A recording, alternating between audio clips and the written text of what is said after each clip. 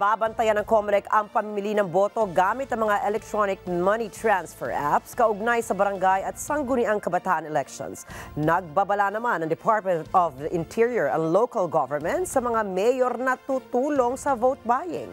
Ang detalye sa report ni Mar Gabriel. Nagsanib puwersa ang Commission on Elections at DILG para labanan ang pamimili at pagbebenta ng boto ngayong barangay at SK election. Mismong si COMELEC Chairman George Garcia at DILG Secretary Benhur Abalos ang nanguna sa paglagda ng Memorandum of Agreement sa Kontrabigay Program. Thank you, Your Honors. Kahit na-proklama na, pwede pa rin namin silang tanggalin.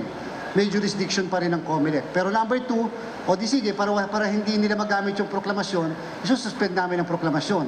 Hindi namin ipapatuloy yung proklamasyon. Napakadalang gamitin ng COMELEC yung kapangyarihan yon. Pero dito sa barangay, gusto namin ipakita, kung kaya namin isuspend ang proklamasyon sa barangay, di kaya namin isuspend ang proklamasyon kahit sa national and local election. Sa ngayon, nasa 6 na pong vote buying case na ang nakahain sa COMELEC at inaasahang madaragdagan pa ito pagsapit ng mismong araw ng halalan sa Oktubre 30. Kasama sa mga babantayan ng COMELEC ang pamimili ng boto gamit ang mga electronic money transfer app. Diyan po namin talaga kailangan ang DILG sapagkat siyempre yung Philippine National Police under their supervision, sila kasi yung gagamitin ni Commissioner Maceda na taga-aresto, taga-kalap ng mga dokumento at mga ebidensya. And take note, again, we are going to motu proprio file cases even without a need for a formal complaint or petition coming from our people. Bigyan lang po kami ng simpleng picture, bigyan lang kami ng simpleng statement, kami na mga ngalap ng ebidensya. Ginawa na po namin sa premature campaigning, gagawin namin sa vote buying. Nagbabala naman ang DILG sa mga local government official, partikular na sa mga alkalde, na tutulong sa mga kandidato sa pamimili ng boto. Lokal na election kasi ito at hindi naman maaalis dyan. Kung minsan yung mga nakaupo na mga mayors ay talagang meron silang mga bata-bata dyan. Hindi mo maaalis yan. No? Natural nangyayari yan.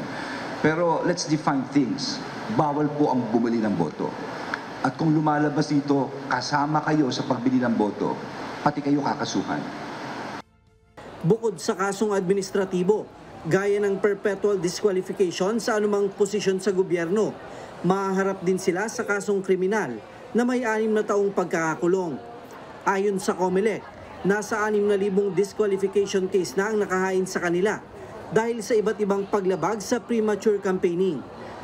Sa Oktubre 13, may mga kandidato na raw na madidisqualify, habang ang iba ay target nilang resolbahin bago sumapit ang eleksyon. Mar Gabriel, para sa Mata ng Agila, matatag, matapang, matapat.